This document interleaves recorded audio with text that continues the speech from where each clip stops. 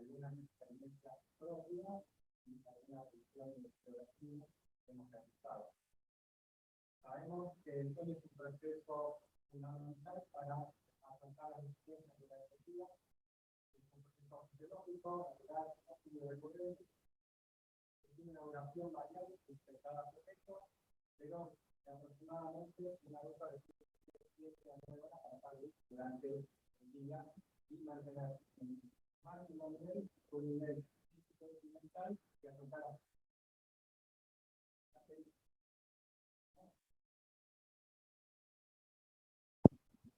Bueno, entonces empiezo de vuelta o. Perdón. Y entonces el sueño, como ya se explicó en esta jornada, es un proceso fundamental para realizar las exigencias y afrontar todos los desafíos que ocurran durante el día, y tiene una duración variable, pero en promedio los adultos requieren 7 a 9 horas para estar bien durante el día y mantener a nivel pleno su salud física y mental, y tener un máximo nivel de rendimiento, mantener en adecuadas formas el nivel de alerta, las habilidades cognitivas y el juicio y toma de decisiones. Este dibujo lo vimos también. Sabemos que el sueño se produce por la interacción de dos factores. Tenemos un proceso circadiano que circula, que tiene una variación de 24 horas en cuanto al nivel de alerta y el deseo de sueño, que se produce una decaída en el nivel de alerta a la noche y luego del mediodía, que no coincide con el proceso homeostático, que es el deseo de sueño que se desarrolla por el transcurso de las horas de vigilia, promueve que uno tenga un sueño adecuado a la hora de la noche. El planteo surge de que sabemos que los combates habitualmente se producen en las horas más críticas del nivel de alerta, por las experiencias en la guerra que han tenido nuestros veteranos. Sabemos que los combates nocturnos fueron los más agresivos, que coincide justo cuando el nivel de alerta va a ser el menor durante la jornada, y previamente el periodo de descanso tal vez no se obtuvo en las mejores condiciones. Puede ser que fue algo de muy baja duración o en lugares muy poco agradables. Y eso pudo haber transcurrido durante varias jornadas previas.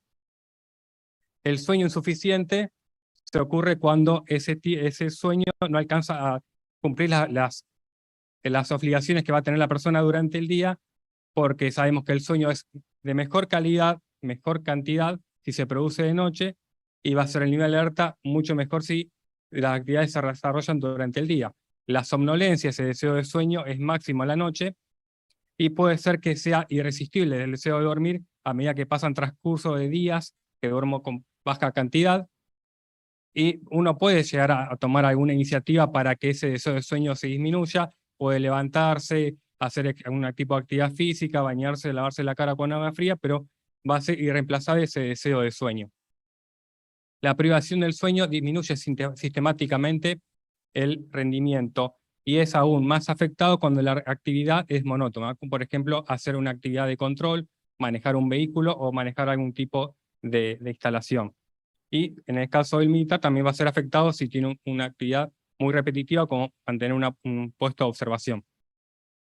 Como se comentó, en la falta de sueño, la privación de sueño tiene un efecto en el corto plazo. Si paso 17 horas en actividad de vigilia continua sin descansar, el nivel de alerta va a ser equivalente a estar con 0,5 de alcohol en sangre, y lo mismo va a pasar si mantengo una restricción de sueño durante varios días consecutivos. Cuanto menos tiempo duerma de forma crónica, menor va a ser mi capacidad cognitiva. Las consecuencias de dormir poco están reflejadas en esta placa. Sabemos que produce somnolencia durante el día, baja el tiempo de reacción, de atención, las funciones ejecutivas que están deterioradas, todas las funciones mentales superiores se van a ver afectadas en diferente magnitud. Se afecta la planificación, el juicio, la toma de decisiones, se afecta la creatividad, y puede haber dificultades en las interacciones sociales, alteraciones del estado de ánimo, y pueden desarrollarse microsueños, que son periodos muy cortos, de pocos segundos de duración, de accidentes que están implicados en 1/4 de los accidentes de tránsito. A largo plazo, privarse de sueño tiene consecuencias a nivel cardiovascular, metabólico y en la recuperación física, entre otras consecuencias. El problema surge que las operaciones continuas, las operaciones militares suelen ser continuas y durar más de 24 horas porque están sujetas a situaciones que son imprevisibles. La privación de sueño es algo inevitable para el personal militar. Y sabemos que los soldados tienen que estar preparados o tienen que estar ya planificado o pensado que va a haber falta de sueño en las operaciones. Y se comenta, se sabe, se ha experimentado que los soldados están operativamente ineficaces luego de estar 48 horas sin dormir, o su rendimiento va a ser afectado a pesar de que sean tropas muy bien entrenadas, muy bien capacitadas, muy cohesivas, con buena moral, pero su rendimiento va a estar inevitablemente afectado por la falta de sueño. Un ejemplo, hay varios ejemplos en la literatura, surgió en la Guerra del Golfo, donde se comprobó en un despliegue de una unidad de blindados que tuvo que detener la marcha alrededor de las 7 de la tarde y mantener su puesto de vigilancia con visores. Encontraron en la línea de enfrente unos vehículos que se acercaban. Estos vehículos que no tenían visión nocturna, los de que estaban enfrente, fueron repelidos por las unidades que estaban en observación, pero se encontró que los vehículos que están como en la figura de arriba a la izquierda, los vehículos de la derecha hicieron una maniobra de rotación y atacaron a vehículos amigos propios de la misma unidad, que es el considerado el fuego amigo. No encontraron una causa que justifique por qué la misma unidad que estaba en una posición de línea hizo una rotación y atacó su propia unidad. Y después de hacer algún estudio por la parte médica, habían encontrado que los últimos 5 días, esta unidad de blindados que se desplegaba, estaban durmiendo 3 a 4 horas por jornada, lo cual su nivel de atención y de reacción estaba comprometida. Hay más estudios, por ejemplo, se han hecho estudios de nivel de alerta y capacidades cognitivas en diferentes simulacros de entrenamiento, donde por alguna cuestión de 2 o 3 días comprueban a las tropas, a una unidad militar de diferentes armas, a realizar diferentes pruebas y a la par hacen evaluaciones cognitivas. Y encontraron, por ejemplo, que en uno de estos estudios de 3 días de duración, donde hay una unidad que estaba muy privada de sueño, habían 3 horas en toda la actividad, que duraba casi 3 días, encontraron que la capacidad de poder identificar un blanco se disminuía en 220%, hacían disparos a sitios imaginarios en 160% más elevado, se afectaba en un 80% de la toma de decisiones y el tiempo de reacción era un 22% menor. Lo cual parecen números, tal vez uno no lo dimensiona, pero implica un error en la actividad operativa. El deterioro por la falta de sueño es una línea continua donde a medida que más privación de sueño tengo, más deterioro voy a tener de las actividades, hasta llegar al sueño inevitable. Puede pasar que no todas las personas se afecten de la misma manera, ya que hay diferencias individuales y genéticas que hagan que diferentes personas respondan de otra manera con diferente magnitud a la falta de sueño. Sabemos que el sueño previo, como nombró Daniel hace un rato, que es el banco de sueño, también tiene un valor importante. Si la persona antes del despliegue durmió en una cantidad suficiente o excesiva, va a responder mejor a la falta de sueño. Cuanto más tiempo también estuvieron en vigilia antes de la actividad, también va a ser mayor el deterioro.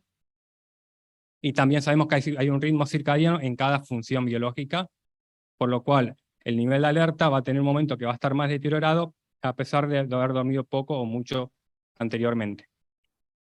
Entonces, si sabemos que la falta de sueño, los horarios irregulares y las horas de trabajo extensa traen una disminución en el rendimiento, pueden tener un riesgo de cometer errores y sufrir accidentes, la pregunta es cómo puedo hacer que un hombre en esta situación pueda tener su estado de salud adecuado o que sea afectado lo menor posible y que no tenga errores en la toma de decisiones o que sea lo menor posible.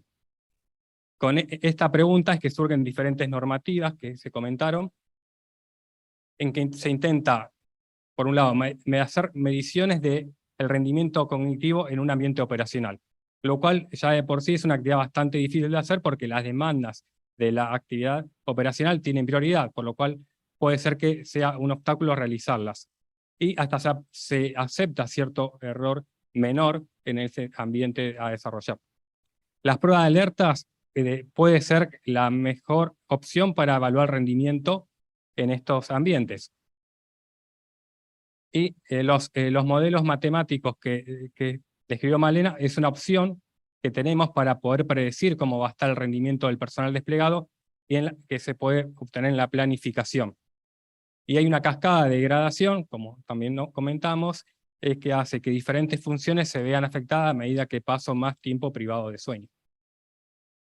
Hay 3 principios básicos que tengo que buscar cuando hago una operación de militar, que es tener un sueño de una duración adecuada, que la mayoría de los adultos dijimos que era 7 a 9 horas. Tengo que tener un horario acorde, que lo ideal sería que sea de noche, porque es el horario donde el sueño es de mejor cantidad y calidad, y que sea lo más continuo posible. Pero es lo que justamente es que esto lo que va a ser muy complicado de realizar en el personal militar. Entonces, ¿cómo puedo hacer para maximizar la cantidad de sueño y que los soldados tengan el menor deterioro posible? Bueno, dentro de las recomendaciones que están, sabemos que el sueño no es excesivo para los soldados, cuanto más pueda dormir va a ser mejor. En los adultos hablamos de 7 a 9 horas, pero en el personal militar, que ya se considera que va a estar privado siempre de sueño, no hay un umbral de máximo. Cuanto más se pueda dormir, va a ser mejor. Cuanto más duerman, mejor va a ser su capacidad cognitiva, su resistencia y su bienestar. Y el sueño se considera como un multiplicador de la fuerza. Aunque el personal se entrene para sobreponerse a un estado de privación de sueño y pueda estar despierto y vigil en la actividad que va a realizar, aunque haga esto inconscientemente, va a sufrir algún deterioro en su nivel de rendimiento en las pruebas objetivas que se realizaron.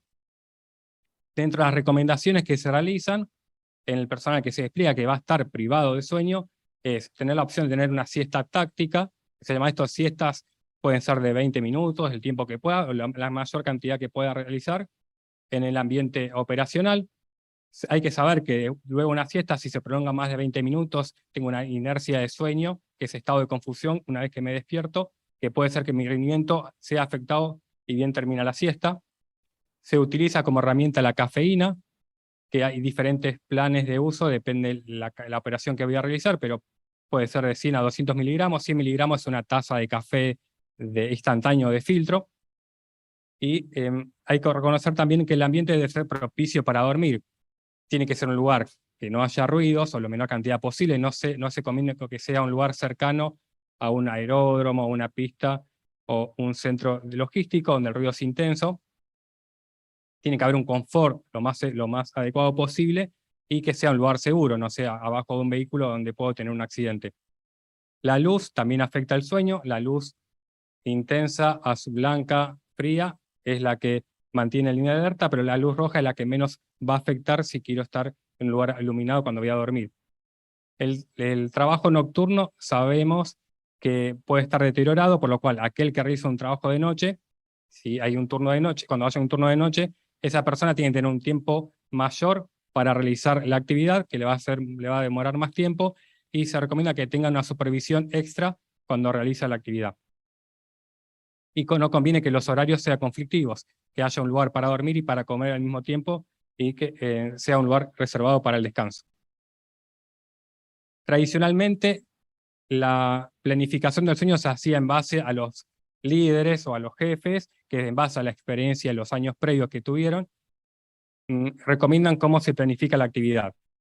Hoy en día, esto puede planificarse en base a modelos que existen y uno podría considerar el sueño como un elemento logístico más, como pueden ser necesarios los alimentos, el agua, el combustible y las municiones. El sueño es un elemento más de la logística a considerar. Es un elemento más a tener dentro de la eficacia militar, como puede ser el mantenimiento de la moral, la experiencia en el combate, la capacidad que tenga y la hidratación y nutrición. El sueño es un elemento más que juega un rol importante en el éxito de la misión. Entonces por un lado, se recomienda el sueño esté adecuado a las limitaciones logísticas, pero intente dentro de lo posible buscar los momentos para realizar un descanso adecuado. Tengo que poder usar, en caso de necesidad, la cafeína, que puede ser administrada en una infusión, en diferentes modelos, pero habitualmente se utiliza cada 4 horas, y programar un tiempo suficiente antes y después de un despliegue. Dentro del trabajo que hicimos en el Ejército Argentino está el uso de análisis de fatiga y rendimiento en el personal de las tropas especiales, que surgió como una iniciativa de la Escuela Militar de Montaña, que nos convocó para este asesoramiento, y surgió el proyecto de medir rendimiento y fatiga en este personal. El objetivo es evaluar el nivel de atención y cómo se deteriora con el transcurso de la actividad, mediante la medición de diferentes parámetros, como puede ser el ciclo sueño-vigilia, el nivel de alerta, los ritmos circadianos que lo utilizamos en temperatura, y varias evaluaciones de atención, fatiga y estrés. Particularmente también analizar en esta situación particular el ámbito donde duermen. No es lo mismo dormir en Buenos Aires que dormir en la montaña o en un lugar muy frío y extremo. Por lo cual era, además de realizar la medición de sueño, medir el ambiente de sueño. Utilizamos diferentes métodos. Bueno, este es el método. Por un lado hicimos un registro de horarios de sueño y un registro de sueño por el aparato que utilizan en la pulsera, en la muñeca, que es una actigrafía que mide los periodos de sueño. Utilizamos test de alerta. En este caso pudimos este año utilizarlo cada 4 horas para ver cómo variaba el nivel de alerta durante el transcurso de la jornada y relacionarlo con el tiempo de sueño obtenido de forma objetiva con la actigrafía. Y además pudimos evaluar el ámbito de dormir, que en este caso hayan pasado noches en unas instalaciones muy cómodas en la Escuela Militar de Montaña, pero también pasaron noches durmiendo en un ambiente no cómodo, que puede ser una cueva de nieve, donde las temperaturas rondan los 0 grados y la humedad es algo mayor. Los resultados de los estudios que estuvimos realizando va a llevar un tiempo de análisis, pero como conclusiones podemos llevar adelante. Sabemos que las operaciones militares suelen ser continuas, duran más de 24 horas. Las alteraciones del ritmo sueño-vigilia disminuyen el alerta y pueden incrementar el riesgo de tener un accidente. Dormir adecuadamente mejora la atención, la creatividad, la memoria, las funciones mentales superiores en general, y disminuye la tasa de tener accidentes. El sueño hace que los soldados sean mejores soldados. No existe un sueño excesivo para este personal. Y las intervenciones, ya sea la higiene de sueño, los usos de estimulantes, pueden limitar los efectos de la pérdida de sueños, pero no van a reemplazar el sueño. Puede ser que transitoriamente, mientras dure el efecto de la cafeína o el estimulante, pueda tener un aumento del nivel de alerta, pero no reemplaza todas las funciones que van a ser deterioradas por la misma falta de sueño. Y lo que se busca es poner a punto instrumentos de medición de sueño y alerta en este ambiente en particular, y buscar protocolos para detectar el nivel de fatiga. Se aspira a tener un sistema de manejo de fatiga para el personal militar en este ambiente en particular, y mejorar la capacidad operacional de las Fuerzas Armadas. Implica realizar mediciones, puede ser la Escuela Militar de Montaña u otra unidad militar. En el caso de la Escuela Militar de Montaña, seguiremos con las mediciones realizadas y continuaremos en ese camino. Buscar a un modelo de predicción de fatiga como existen en otras instituciones, como existen en otros países, y poder desarrollar un modelo propio para el manejo de fatiga de las Fuerzas Armadas, de forma de predecir la caída en el rendimiento y que ayude a la planificación de las actividades y disminuir el riesgo de tener algún incidente y mejorar el rendimiento operacional. Bien, si hay alguna pregunta del auditorio.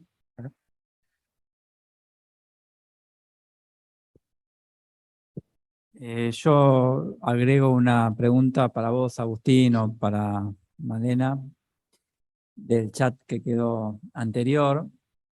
Nos preguntan respecto del tiempo que se pierde en viajar, si tenemos algún tipo de medición respecto a eso. Yo por mi lado, la única vez que nosotros dentro del laboratorio medimos eso fue utilizando los datos de la encuesta del Observatorio de la Deuda Social Argentina en una población de adolescentes, y lo que vimos es que lo que es un dato natural, ¿no? Del cual surge la pregunta, las distancias mayores a 1 kilómetro predecían el déficit de sueño, la distancia entre la casa del adolescente y la escuela. Pero esto lo vimos en aquellos que tenían las necesidades básicas satisfechas, o sea, y lo interpretamos como que aquellos que tenían las necesidades básicas satisfechas, por ahí buscaban algún tipo de colegio fuera del área de donde vivían. Ese fue el único estudio que hicimos nosotros en el que medimos la distancia al hogar como predictor de problemas de sueño.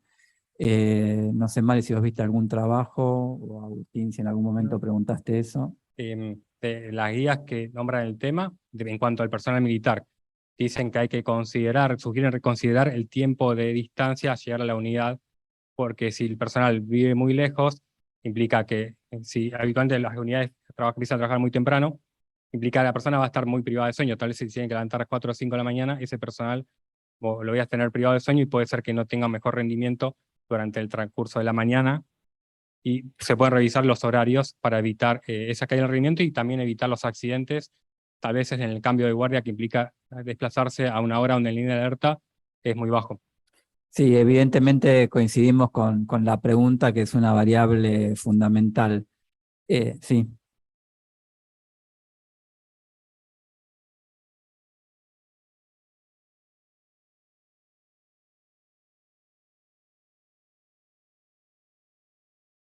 Malena dice, por si no se escuchó, que estaba sin micrófono, que en aviación el trabajo empieza a contar cuando salen de la casa, y los cambios de tripulación tienen en cuenta ese viaje. Es una variable muy, muy importante, coincidimos. Y otra cosa a tener en cuenta respecto de lo que ya mencionó Malena y Agustín, es esto del tiempo que uno permanece despierto en forma continua, 17 horas. Por ahí puede parecer mucho, pero un viernes, por ejemplo, alguien se despierta a las 7 de la mañana, va a trabajar, después sale, va al cine y vuelve a las 11 de la noche, ahí ya tenemos 17 horas o 16. A esta hora de la mañana ya la cuenta mental no me va a salir.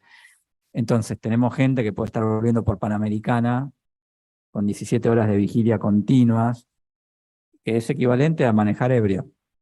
Lo dice el estudio ese publicado en Nature que mostró Malena. No es una condición ni siquiera tan extrema como la que describieron acá en los cazadores de montaña. Es Panamericana cualquier viernes.